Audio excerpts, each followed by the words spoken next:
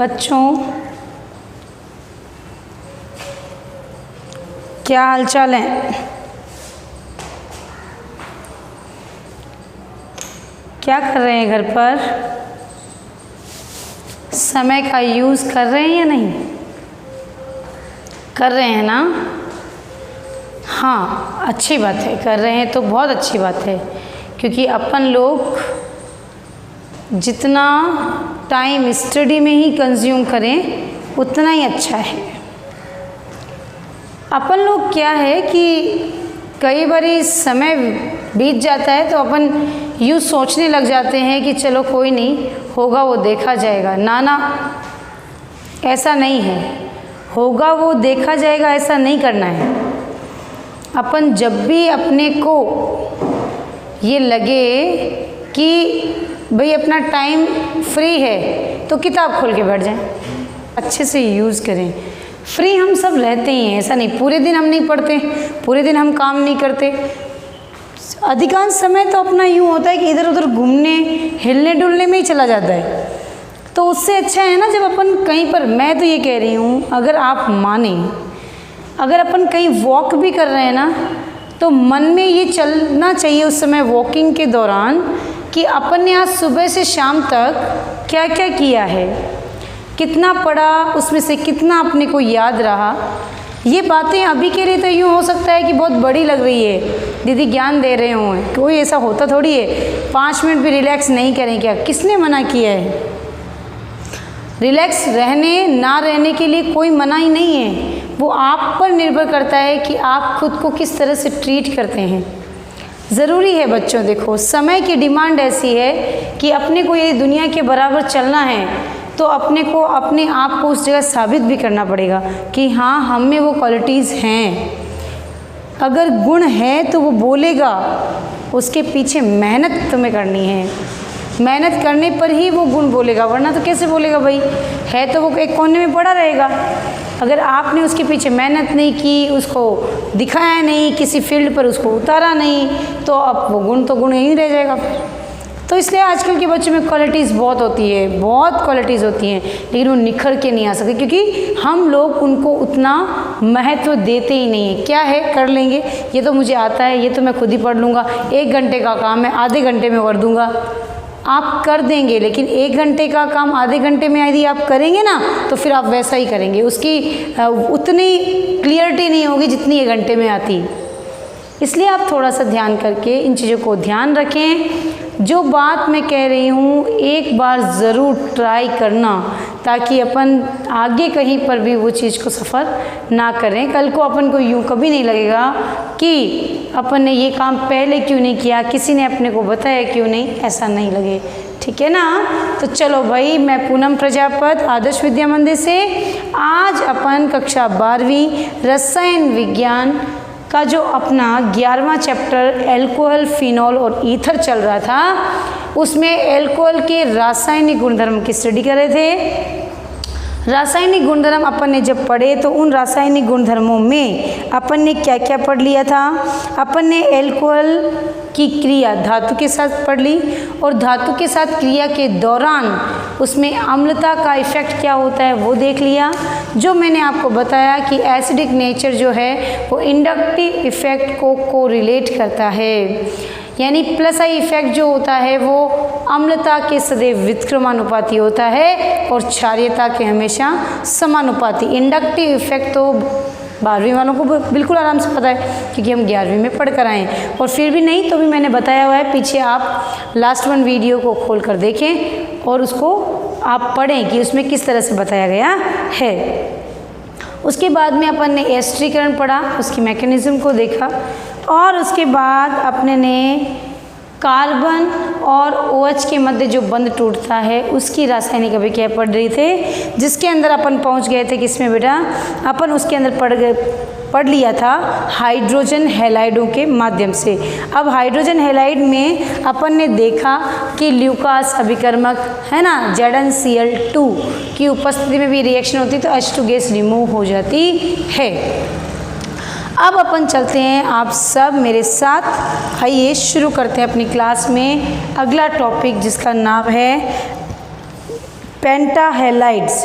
Phosphorus ट्राईहेलाइड किसकी? Alcohol की रासायनिक विधियाँ, एल्कोहल की रासायनिक विधियाँ, ठीक है ना। अब है ये दो प्रकार की, फास्फोरस ट्राईहेलाइड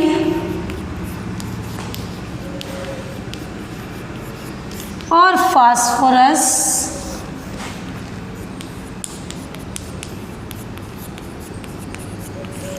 पेंटाहेलाइड।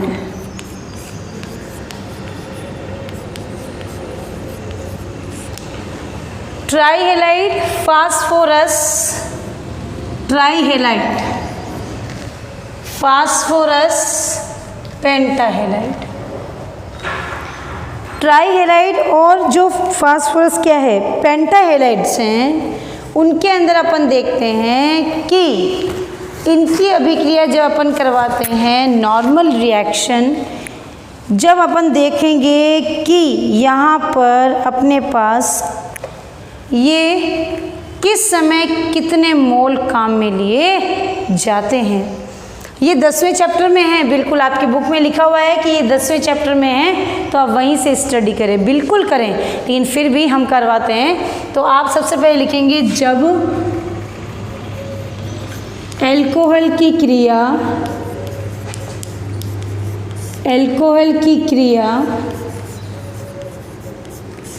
PCl3 के साथ करवाई जाती है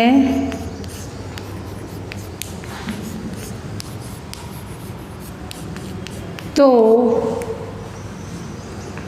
फास्फोरस ट्राईहेलाइड के साथ करवाई जाती है तो हमें एल्किल क्लोराइड प्राप्त होता है। देखो बच्चों, इसमें PCl3 है, उसके अंदर अपने को एल्कोहल के जो हैं ROH, इसके 3 मोल लेने पड़ते हैं। ये PCl3 के साथ क्रिया करता है, 3RCl बनता है प्लस H3PO3 प्राप्त होता है।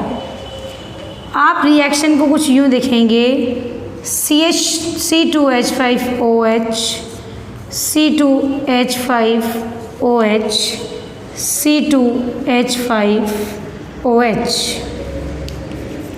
Reaction with PCl3, PCl, Cl और Cl, ये बंद टूटा और ये यहाँ से टूटा।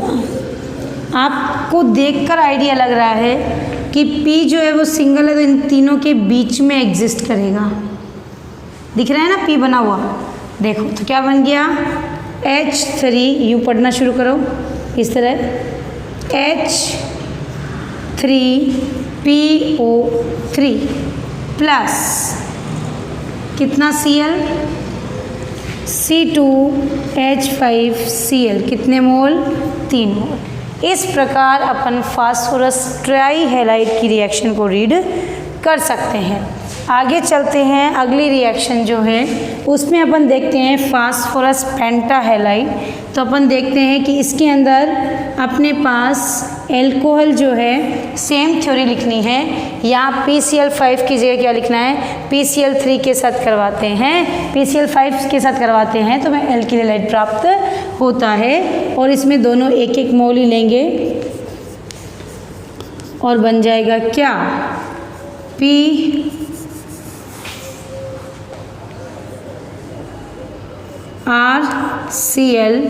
Plus POCl3। आ गई बात समझ में, plus HCl।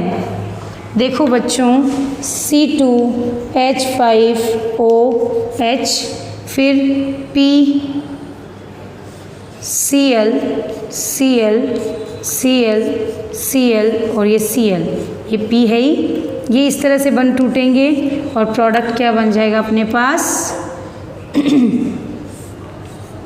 Reaction with PCl5, ये बन जाएगा C2H5OH प्लस HCl प्लस देखो POCl3।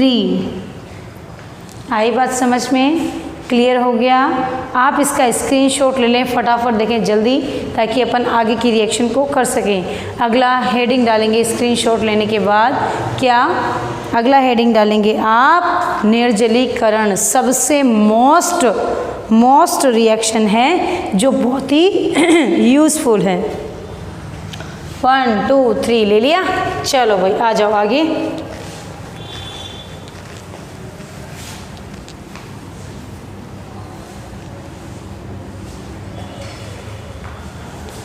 निर्जलीकरण लिखो भाई बच्चों, निर्जलीकरण थ्योरी में भी लिखेंगे।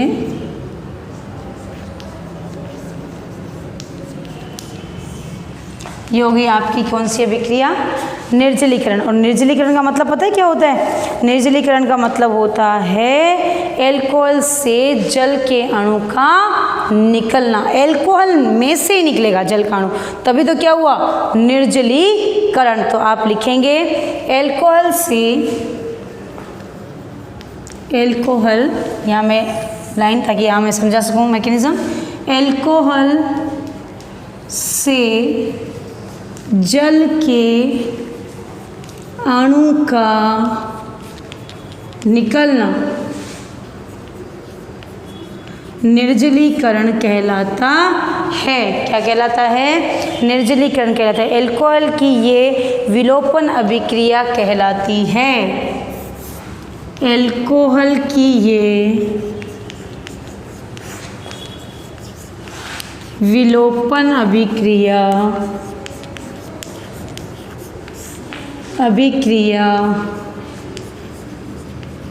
कहलाती है। अर्थात बीटा कार्बन एल्कोहल के पास उपस्थित होना चाहिए, साथ ही बीटा हाइड्रोजन मस्ट है, होना ही चाहिए, तभी जाके क्या हो सकती है, निर्जलीकरण अभिक्रिया संपन्न हो सकती है।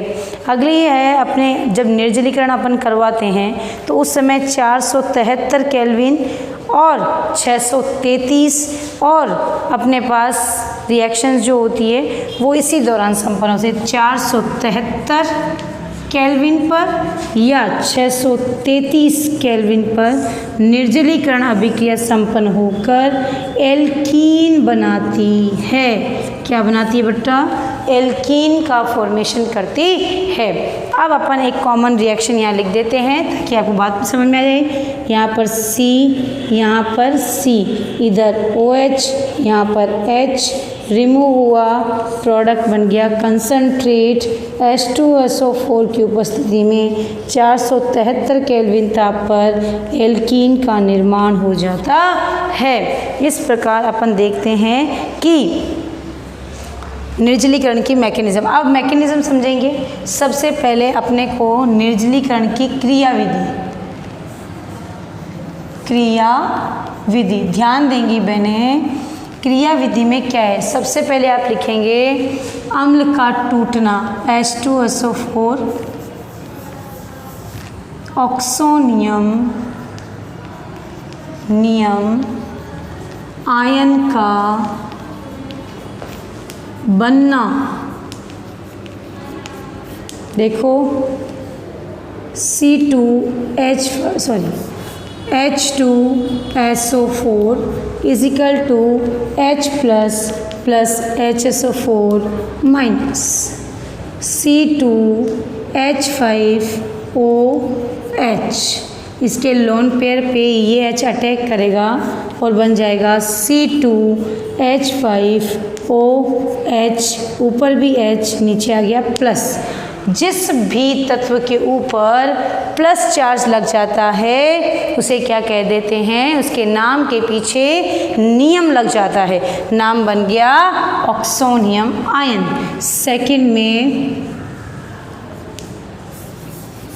कार्बोकेटायन का बनना, कैटायन का बनना, और वो कैसा होना चाहिए, स्थायी होना चाहिए। तो देखो बच्चों C2 CH3 CH2OH, ऊपर H यहाँ प्लस, एक साथ दो प्रोटॉन जो है वो नहीं रह सकते हैं ऑक्सीजन पर, वो अनस्टेबल कंपाउंड है, तो यहाँ रिमूव करेंगे H2O, C2H5, या आप यूँ लिख लें CH3 CH2 plus carbocation plus H2O। अब एल्कीन का बनना, थर्ड रिएक्शन है एल्कीन का बनना। आओ बच्चों, एल्कीन का बनना क्या होगा, CH, ये अल्फ़ा है ये बीटा है, बीटा कार्बन के पास में हाइड्रोजन है और ये CH2 प्लस, तो यहाँ पर ये हाइड्रोजन जाएगा प्लस फॉर्म में, यहाँ आएगा माइनस, माइनस प्लस बंद बनाएंगे, बन गया CH2 डबल बॉन्ड CH2, बन गया H प्लस। इसकी पुनः रिएक्शन करवाएंगे HSO4 से, तो ये हो गया H plus plus HSO4 minus is equal to H2SO4। Reaction और मैकेनिज्म्स शायद समझ में आ गई होगी, अच्छे से इसको लिखकर फटाफट नोट करें। देखिए क्या कहना चाहती है, अच्छे से रिएक्शन करनी है, जल्दी जल्दी जल्दी देखें, फटाफट स्क्रीनशॉट ले लें।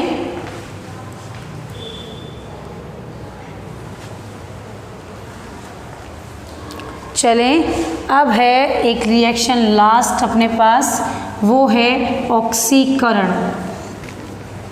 ऑक्सीकरण बच्चों कुछ कॉन्सेप्ट ऐसे होते हैं जिनको अपने को ध्यान में रखना चाहिए ताकि हम भविष्य में किसी भी तत्व यौगिक का ऑक्सीकरण करें तो अपन उस बात को क्लियर कर लें कि ये क्या कहना चाह रहे हैं। चलें आओ, ऑक्सीकरण लास्ट रिएक्शन है। ऑक्सीकरण, जहाँ ऑक्सीकरण आता है वहाँ ऑक्सीजन शब्द भी आता है। हमेशा ध्यान करो, ऑक्सीकरण का मतलब होता है ऑक्सीजन का जुड़ना या हाइड्रोजन का निकलना, ये जुड़ेगा और ये निकलेगा, रिमूव, है ना। तो एल्कोहल जो है उसका ऑक्सीकरण यदि आपको करना है तो एल्कोहल का ऑक्सीकरण करते हैं तो बेटा एल्डिहाइड, और एल्डिहाइड का ऑक्सीकरण करते हैं बेटा तो कार्बोक्सिलिक अम्ल बन जाता है, और इसका भी ऑक्सीकरण कर देते हैं तो ये CO2 प्लस H2O में टूट जाता है। यही उल्टी रिएक्शन करें, ये तो हो गया ऑक्सीकरण।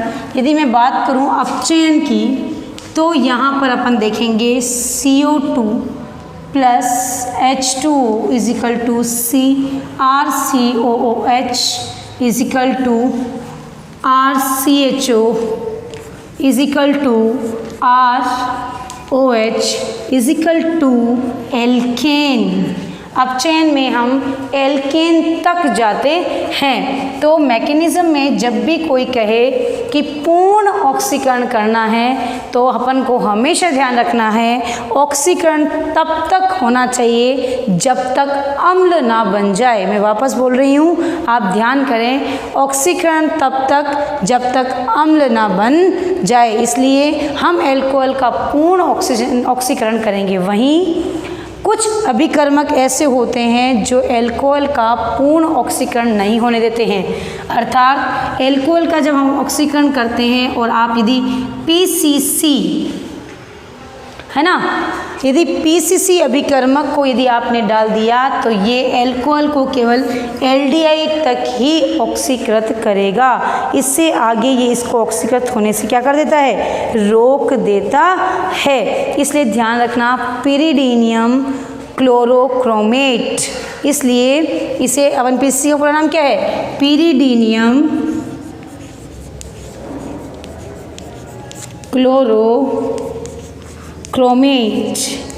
ये रिएक्शन में क्या करता है, उपस्थित होता है। इसकी उपस्थिति इस बात को इंगित करती है कि ये एल्कोहल का ऑक्सीकरण केवल कहाँ तक करेगा बेटा, एल्डिहाइड तक करता है, इससे आगे ये नहीं होने देता। और पूर्ण ऑक्सीकरण करना है तो अपने को KMnO4, K2Cr2O7 इस प्रकार के प्रबलतम ऑक्सीकारक लेने पड़ते हैं। तो इस वजह से अपन क्या कर सकते हैं, इस रिएक्शन में दोनों जो ऑक्सीकरण अपचयन है इनको अपन चेक कर लिया। ऑक्सीकरण अपन का जैसे कि एल्कोहल अपने पास है तो 1 डिग्री CH3 CH2OH, तो अपन इसका ऑक्सीकरण करेंगे तो पहले क्या बनेगा, आप इसको CH3 C double bond OH, मैं इसको आपको खोल के दिखा रही हूँ। CH3 C, इधर H इधर H और यहाँ पर O और H, तो यहाँ पर जो है ये इस तरह रिमूव हो जाती है -H2, तो ऑक्सीकरण ही तो हो रहा है। उसके बाद अपन देखते हैं कि यहाँ पर ऑक्सीजन भी होता है तो वो माइनस रिमूव करके क्या बन जाता है, H2O। अब यहाँ पर पुनः ऑक्सीकरण करेंगे तो ये बंद क्या होगा, यहाँ से टूटेगा CH3, यहाँ से भी तोड़ सकते हैं आप, यहाँ से भी तोड़ सकते हैं CH3 C, यहाँ पर डबल बॉन्ड OH है ना, एल्डिहाइड से क्या बन गया, कार्बोक्सिलिक अम्ल। इस प्रकार अपन ऑक्सीकरण की अभिक्रिया को भी ठीक प्रकार से देख सकते हैं। इसकी बहुत सारी एग्जाम्पल्स हैं, अगर आपको समझ में नहीं आए तो मैं नेक्स्ट क्लास में निर्जलीकरण और ऑक्सीकरण का एग्जाम्पल जो है अदर लेकर भी तुम्हें बता दूंगी, ताकि आप उस चीज़ को समझ सकें, अच्छे से उसको लिख सकें। तब तक तो आप बुक से यहाँ जो बताया गया है उसको लिखेंगे, करेंगे, ताकि आप इन बातों को समझ सकें। Thank you.